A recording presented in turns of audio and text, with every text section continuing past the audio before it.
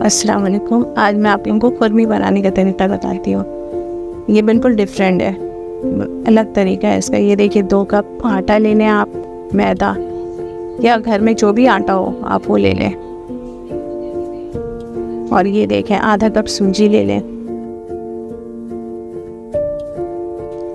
1 cup से कम चीनी ले लें।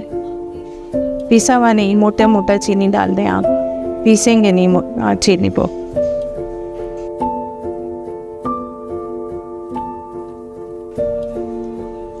ये 2 चम्मच आप तिल डाल दें, तिल से टेस्ट अच्छा आता है खुरमी का। और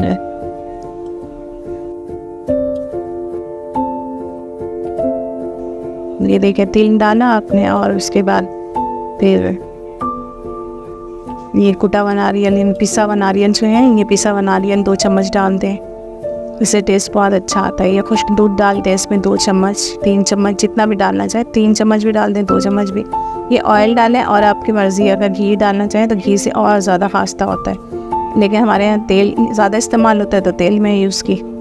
तो ये जो है तेल को अच्छी तरह डाल के इसको इसी तरह मिक्स करना है। इसको मिक्स करके इस तरह रखना नहीं है, ये भुरभुरा टाइप का होना चाहिए, सख्त नहीं। जैसे जो है ना कि मिक्स कर दें आप, इस तरह नहीं, फिर वो खुरमी टेस्ट नहीं आएगा इतना अच्छा।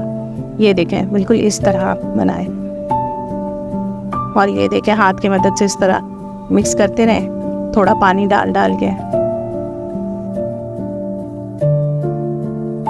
ये देखें इस तरह भुरभुरा और हो गया। अब थोड़ा थोड़ा पानी डाल के ये किए, और ये देखिए इसी तरह भुरभुरा रहेगा। ये मिक्स नहीं करना है इसको इकट्ठा।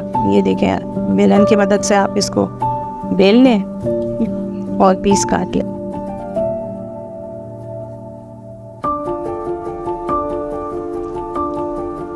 हमारे चैनल को सब्सक्राइब करें, लाइक कीजिए, शेयर कीजिए हमारे साथ।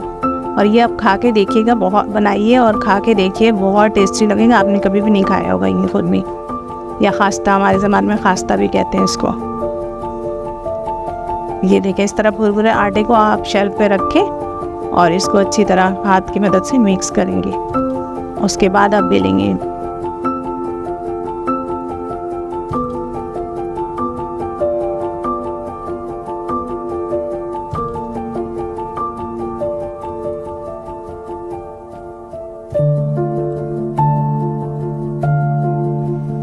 ये कढ़ाई तेल गरम होकर, तेल गरम करके और ये तलने के लिए आप इसको डाल दें। और आँच बहुत तेज़ नहीं होना चाहिए, दरमियाने आँच पे ना इसको फ्राई करें। जितना कम आँच होगा ना, जैसे दरमियाना आँच पे आराम से पकेगा, अंदर से बहुत सख्त क्रिस्पी, बहुत टेस्टी बनेगा ये देखने खुरमी तैयार है।